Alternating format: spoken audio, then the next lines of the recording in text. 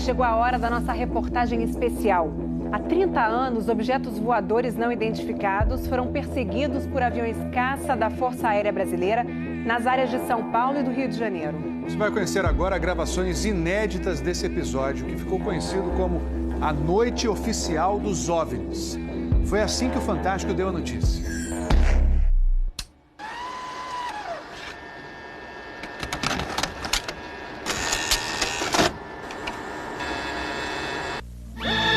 Esta semana, altas autoridades militares do Brasil admitiram publicamente pela primeira vez ter visto objetos voadores não identificados, os OVNIs. O próprio ministro da Aeronáutica, Brigadeiro Moreira Lima, deu a entrevista para informar que pilotos das bases de Santa Cruz, no Rio de Janeiro, e de Anápolis, em Goiás, chegaram até a perseguir e a ser perseguidos pelos objetos voadores não identificados na região de São José dos Campos, sobre o Vale do Paraíba, e trechos do estado do Rio de Janeiro. Eram 21 OVNIs, segundo os militares, que ficaram mais de 3 horas sobrevoando o território brasileiro na noite de segunda e madrugada de terça-feira. Toda vez que é detectado algum objeto não identificado, evidentemente há um processo bastante eficiente de verificar se foi alguma aeronave que está voando sem um plano de voo aprovado, etc. Mas quando se comprova que é algo diferente, as aeronaves então são acionadas. O que ocorreu foi que os radares detectaram vários objetos não identificados. Veja agora, minuto a minuto, o que aconteceu naquele 19 de maio. Às 8h30 da noite, um ponto luminoso é avistado pelo controlador de tráfego aéreo na torre do aeroporto de São José dos Campos, São Paulo. Um avião Xingu da Embraer se aproxima para pouso e o controlador pergunta ao comandante: "Você está vendo o ponto luminoso?" O Xingu confirma o avistamento, muda a rota e tenta se aproximar do OVNI. Quem estava no comando do avião era o coronel Osiris Silva, que voltava de Brasília depois de tomar posse como presidente da Petrobras. Eu vi um objeto luminoso no espaço, parecia um astro normal. Eu voei na direção dele e após 5, 6 minutos de voo, fiquei com a impressão de que ele começou a esmaecer, a perder a intensidade e o brilho. 9h14 da noite. O controle de radar de São Paulo registra sinais sem identificação. 9h20. O controle aéreo em Brasília confirma a presença de objetos voadores não identificados. 10h23. O primeiro jato F-5 decola da base aérea de Santa Cruz, no Rio de Janeiro. Ele carrega armamento de guerra pronto para ser acionado. 10h45. O radar da base aérea de Anápolis, em Goiás, detecta sinais no radar. Um Mirage também armado decola em busca dos OVNIs. 11h15 da noite. O piloto do primeiro F-5 a entrar em ação avista um ponto luminoso e começa a perseguir o objeto voador não identificado. Nosso objetivo justamente era esse, se aproximar e identificar. Nós não conseguimos nem nos aproximar, muito menos identificar. 11h17. Mais um Mirage decola da base de Anápolis para perseguir os objetos. 11h20. O caça F-5 recebe pela primeira vez um sinal no radar de bordo confirmando a presença do objeto não identificado à sua frente. 11h36. O terceiro Mirage sai da base de Anápolis, mas não consegue contato visual com os OVNIs. Naquela noite, 5 jatos da Força Aérea foram acionados e retornaram sem conseguir se aproximar dos objetos. Os radares do Sindacta em Brasília registraram um total de 21 sinais desconhecidos no céu do Brasil. O grande personagem dessa história foi o controlador de voo que estava na torre de São José dos Campos.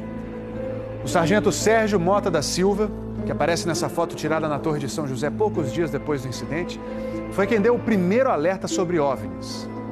30 anos depois, Sérgio, que hoje é controlador de voo civil, deu a primeira entrevista para uma TV. Ele preferiu não mostrar o rosto. Tem alguma coisa aqui no setor noreste de São José? Um farolzinho por lá? Eu estou olhando bem, o bicho está parado. Nem sobe, nem desce, nem vai para a esquerda, nem para a direita. Está paradinho lá. Estou olhando, não é estrela não. É um farol. A olho nu parecia um avião. Quando coloquei no binóculo para observar, é que eu vi que ele era extremamente cintilante, multicolorido.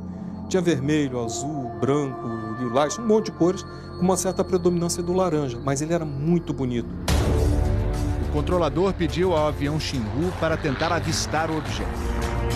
Eu expliquei a ele onde estava o objeto, pedi a ele que se ele tivesse avistamento, ele me informasse. Você permanece com ele à vista? Aqui,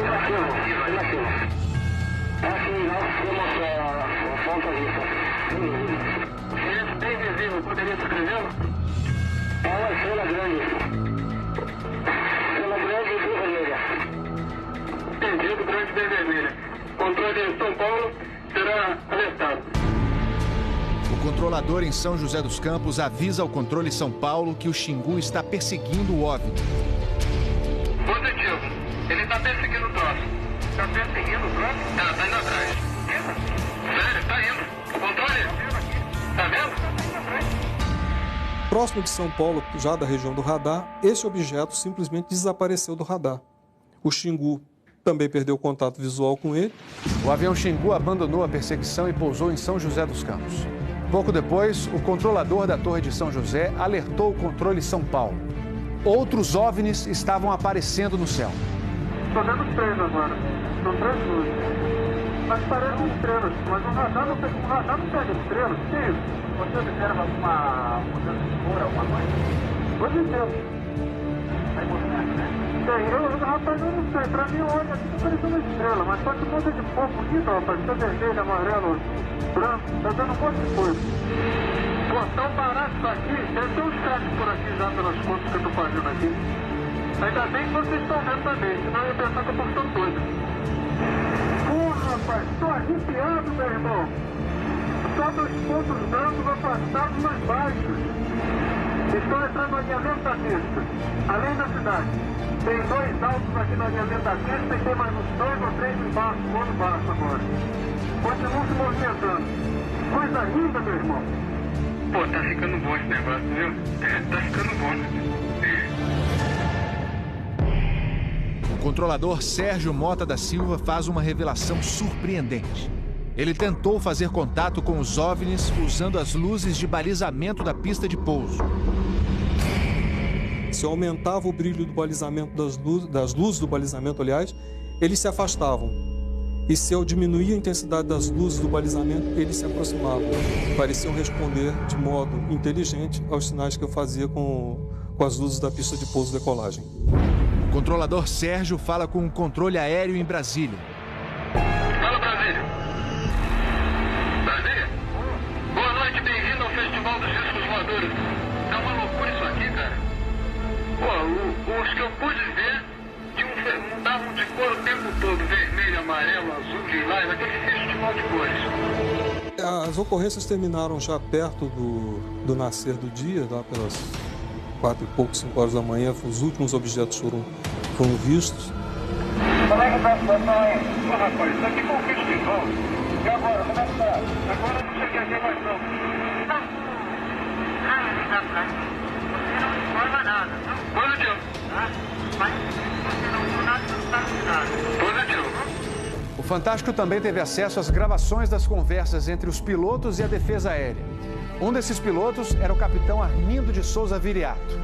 Veja agora como foi que ele perseguiu um OVNI com armamento pronto para ser usado.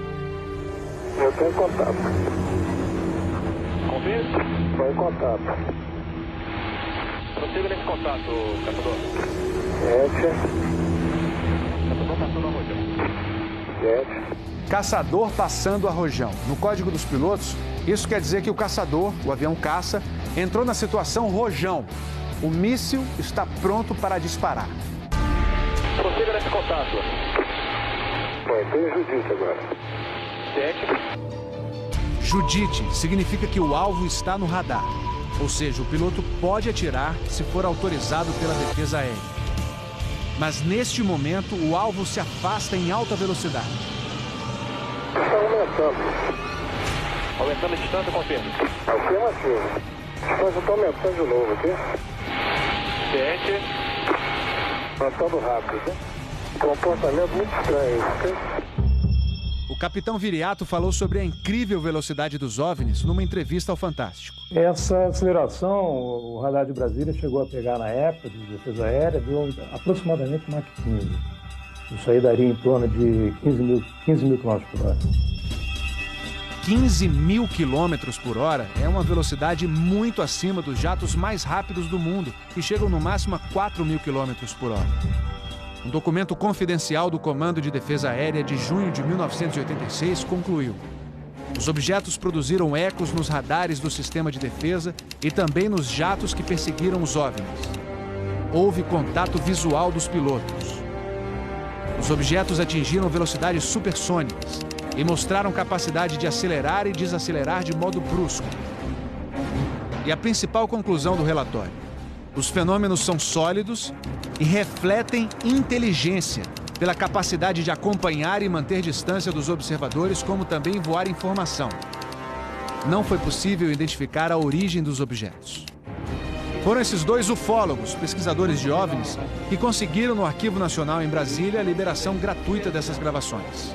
O fenômeno OVNI é real, existe, e o governo sabe disso, as Forças Armadas sabem disso. Essa documentação sendo exposta para o público permite que as pessoas entendam que isso não é brincadeira. Não tem como a gente falar que seriam naves extraterrestres, né?